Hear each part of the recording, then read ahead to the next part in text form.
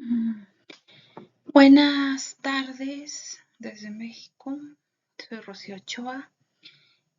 Soy docente académica de la Universidad Veracruzana. Les voy a presentar mi ponencia sobre la duquesa Paula Kolonitz, una historiadora austríaca en México en 1864. Esta, esta presentación versa sobre la visita, bueno, no, sobre la llegada de Maximiliano a México, cómo reorganiza la política, la economía y muchas cuestiones que como emperador le correspondían a él.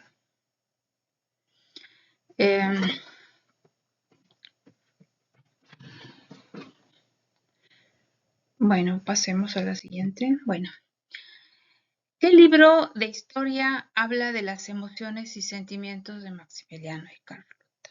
Sobre todo libros de historia de México. Pues no conozco yo alguno.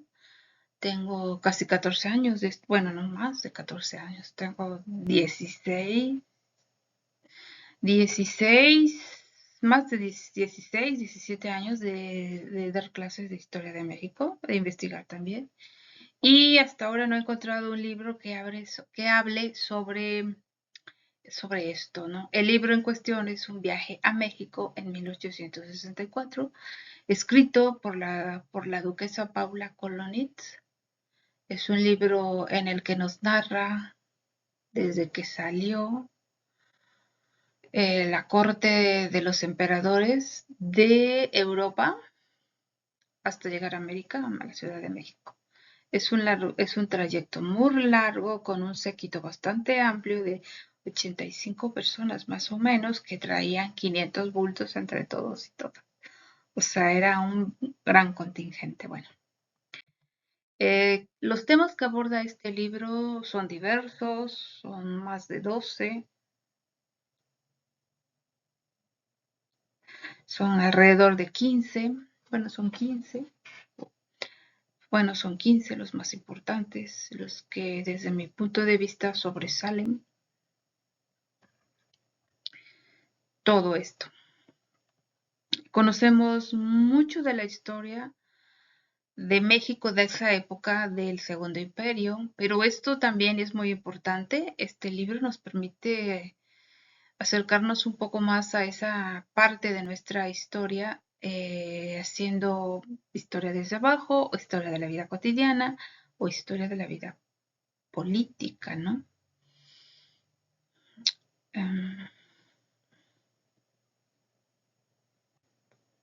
También le puede servir a los que estudien biología, botánica y demás, a incluso a los paisajistas. Les puede servir esto, estos libros. Bueno, este libro.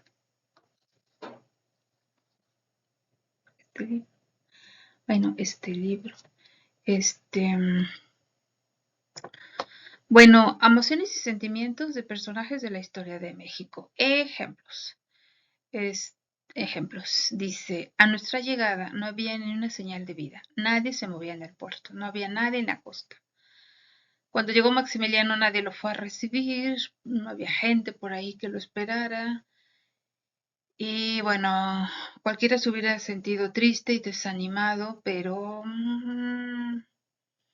la misma duquesa dice que sentía dolor y su corazón estaba angustiado, pero solo el emperador se conservó sereno. Lo que nos dice mucho de su carácter y de su forma de comportarse. Ante las adversidades. Creo que fue algo que podía haber interpretado, pero no lo hizo. De ejemplos de la vida cotidiana tenemos muchos en el libro, pero yo por lo pronto solo voy a mencionar 4 por cuestiones de tiempo. Nos habla de paseos y visitas, dice, las horas después del mediodía suelen dedicarse a recibir y hacer visitas. Por supuesto se refiere a las personas de la clase alta, que tenían tiempo para eso. Hay casas en las cuales no se acostumbra a cenar. Una taza de chocolate y una vianda cualquiera hacen la cena. Por lo general era una taza de chocolate y algún pan dulce. Pero el vino y la cerveza se beben poco. Mas el pulque jamás falta a la mesa de los ricos. Esto es importante porque muchos pensarán que es que en la mesa de los ricos no iba, que el pulque solo era para los pobres, pero también estaba en la mesa de los ricos. Qué interesante saberlo. Bueno, por otro lado, eso de que quienes llegan de invitados a la mesa, sin ser invitados, quienes llegan de invitados a la mesa, sin ser invitados, tiene mucho que ver con el dicho acá mexicano de más vale llegar a tiempo que ser invitado. Bueno, pues quienes se autoinvitaban eran siempre bien recibidos en todas las mesas y casas. Por último, después de la hora del paseo, si había alguna compañía de ópera, se iba al teatro, pero más frecuentemente las personas se quedaban en su casa, se jugaban las cartas, se tocaba música, se conversaba. Ahí ocurrían los galanteos eh, en esos espacios de diversión familiar y sobre todo juvenil, en esos espacios familiares y sobre todo de jóvenes, se juegan las cartas, se toca música y también se cortejaban a las chicas solteras. Bueno, se le llamaban tertulias y casi siempre eran, y por supuesto eran en las casas principalmente. Bueno, también nos habla de las damas mexicanas. De las damas mexicanas, también nos habla de las damas mexicanas. Bueno, de las damas mexicanas nos dice que se levantan temprano, alrededor de las 6:30, se envuelven en velos y van a la iglesia. También, bueno, aquí no me gustó mucho esto, porque dice que eran unas ignorantes completas. Dice, jamás les vi un libro en las manos, como no fuera el libro de las oraciones, ni jamás las vi ocupadas en algún trabajo. Por supuesto, son mujeres de clase alta que no tenían que trabajar, solamente podían dedicarse a la oración y tampoco se les educaba mucho como a los varones, entonces no se les podía señalar por eso, ni juzgar ni criticar tan duramente como lo hace ella, porque, bueno, finalmente eran las mamás, los papás, quienes decidían lo que iban a estudiar y su preparación. Además, no hay que olvidar el otro dicho mexicano, acá de que mujer que sabe latín no tiene marido ni tiene buen fin. Entonces, obvio, no tenían idea de historia, de geografía, de muchas cosas más, ¿no? Pero sabían mucho de religión. De repente se escapaba alguna novelita por ahí que podían y las leían, ¿no? Que estaban prohibidas, ¿no? Por lo que respecta a su moralidad, pues eran reservadas y esquivas a las exigencias de los extranjeros. Los extranjeros eran los franceses, que estaban ahí, sobre todo los del ejército, que no eran bien vistos, no eran muy del agrado de todas y todos en México porque acababa de haber una guerra entre mexicanos y franceses y además los franceses estaban ahí apoyando al emperador Maximiliano, que era muy bien visto por los conservadores, más no por los liberales mexicanos, ¿no? El país estaba dividido políticamente y no todos aceptaban a los emperadores europeos. Bueno, por último habla de algo que no se puede evitar, que es obvio, es la belleza de las mexicanas, de las jóvenes de buen linaje. O sea, se está refiriendo a las jóvenes de la clase alta, por supuesto. A las jóvenes de la clase alta, por supuesto. Bueno, ejemplo de que estos libros nos pueden servir para escribir la historia desde abajo, que se refiere sobre todo a los personajes de la clase baja. Un ejemplo son los fieles criados del emperador, que en Europa lo habían atendido muy bien, pero cuando llegaron a la Ciudad de México, ahí ya no les fue tan bien. En primer lugar, porque no hablaban el español. En segundo lugar, porque no, pues, como no se podían comunicar, no encontraban todo lo que necesitaban para atender al emperador. Y además, los empleados mexicanos se aprovechaban de ellos y la verdad es que se burlaban de ellos y se aprovechaban de ellos.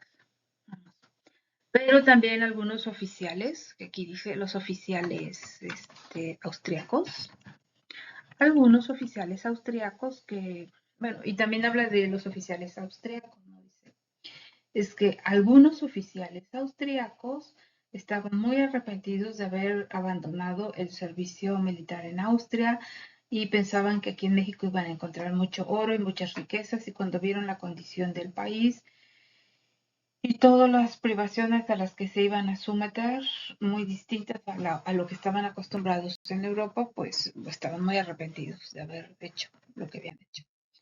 También nos habla de Carlota, y cuando nos la describe, cuando Paula describe a Carlota, es obvio que la conoce de mucho tiempo atrás. Yo supongo que también allá en Europa, que también había sido su dama de honor antes de venir a la Ciudad de México. Ella la menciona como que era muy trabajadora, una ávida lectora, amaba la literatura, tenía un carácter muy franco y sensible, era muy graciosa, seductora, este, eh, amaba la justicia y bueno, la pone como muy simpática y muy agradable. La emperatriz, además, siempre estaba apoyando a su esposo. No era la típica consorte que se dedica únicamente a obras benéficas, sino que además estaba muy inmiscuida en la política. Recordemos que Carlota había sido educada había recibido la misma educación que sus hermanos, o sea, su padre la educó para gobernar. Sabía mucho de política, de diplomacia y de ciencias que normalmente las mujeres no sabían en esa época. Además hablaba varios idiomas, el francés, el alemán, el italiano, el español y no me acuerdo cuál otro, pero eran 5. Francés, alemán, italiano y español, no me acuerdo cuál otro. En fin, y además estaba tan capacitada en cuestiones de política que también tomaba la regencia cuando su esposo estaba fuera de la Ciudad de México. Bueno, ejemplo de historia política, que es lo que quiso hacer Maximiliano cuando llegó aquí a México. Bueno, lo primero era reorganizar el Estado, pero pues había mucha corrupción aquí en México, entonces, y muchas malas costumbres también en la política. Entonces, cuando él quiso hacerse de personas de confianza, leales, honrados, para servirle, acompañarle, pues no encontró mucho. Bueno, y él también se dedicó a hacer pues una gira no presidencial, pero una gira imperial y conocer directamente todos los lugares de México y sus problemas y tratar de resolverlos. En algún momento y para esto dejó a Carlota como regente cuando se ausentaba de la ciudad. No nada más por cuestiones de política, sino también para cuando él se iba a distraer un poco, como él amaba la botánica y la naturaleza, le encantaba estar ahí al aire libre y observar la naturaleza, la dejaba también ahí a ella. Pero el otro también muy importante es que se propuso fielmente, no está aquí con la historia política, tal vez tendría que ser de historia económica, bueno, traer capitales extranjeros, sobre todo europeos, reorganizar las finanzas, la hacienda y todo eso. Eh, y lo hubiera conseguido si se lo hubieran permitido, creo yo. Pero aquí de la historia política escribió, él también era liberal y escribió una constitución. Él creía que su imperio tendría que ser como constitucional, parlamentario, y entonces escribió bueno, él creó una constitución que escribió Carlota, pero las ideas principalmente eran de Napoleón. Seguramente Carlota también intervino porque era una mujer muy preparada para ello, ¿no? Bueno, es todo. Les agradezco por haber escuchado mi presentación. Muchas gracias. Desde México, un abrazo y aquí dejo la dirección de mi correo electrónico por si me quieren escribir, comentar o simplemente saludar, lo que ustedes consideren. Muchas gracias.